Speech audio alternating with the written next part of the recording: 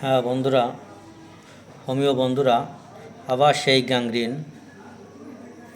এই ভদ্রলোকের পিছনের 20 নম্বর ভিডিও।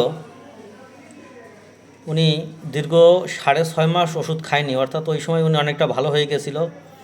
এই স্কিনটা প্রায় ভরে গেছিলো, কিন্তু উনি ভাবছে যে পুরোপুরি প্রায় ঠিক হয়ে গেছে। যেহেতু ডায়াবেটিসের রোগী, উনি মিষ্টি খেলো, মিষ্টি খাওয়ার পর আবার ডায়াবেটিস বাড়লো, অর্থাৎ এই জায়গাটা পুনরায় আবার গভীরতা বাড়লো, ক্ষতটা বেড়ে গেল এবং প্রায় আগের মতো হয়ে গেল। বিগত 21 দিন যাবৎ আবার নতুন করে ট্রিটমেন্ট চলছে।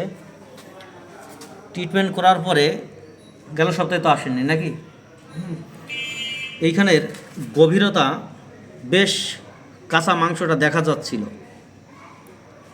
তো এখন আবার অনেকটাই ভরাট হয়ে গেছে, অর্থাৎ রোগী এখন 90% আরোগ্যের পথে আছে। এখানে কি কোনো ব্যথা আছে আপনার? ব্যথা আছে কোনো? একটু ব্যথা লাগে। ডায়াবেটিস কত আছে এখন? 14 মাপছিলাম কবে? কয়েকদিন আগে।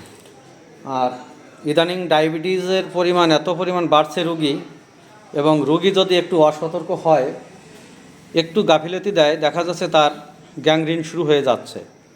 অর্থাৎ হোমিওপ্যাথি এমন একটা চিকিৎসা যেখানে ডায়াবেটিসকে আরোগ্য করে গ্যাংগ্রিনকে আরোগ্য করা সম্ভব হচ্ছে। অর্থাৎ ডায়াবেটিস আরোগ্য হচ্ছে, গ্যাংগ্রিনও আরোগ্য হচ্ছে। সামনের ফলাফলের জন্য অপেক্ষা করব, আবার ভিডিও দেওয়া হবে।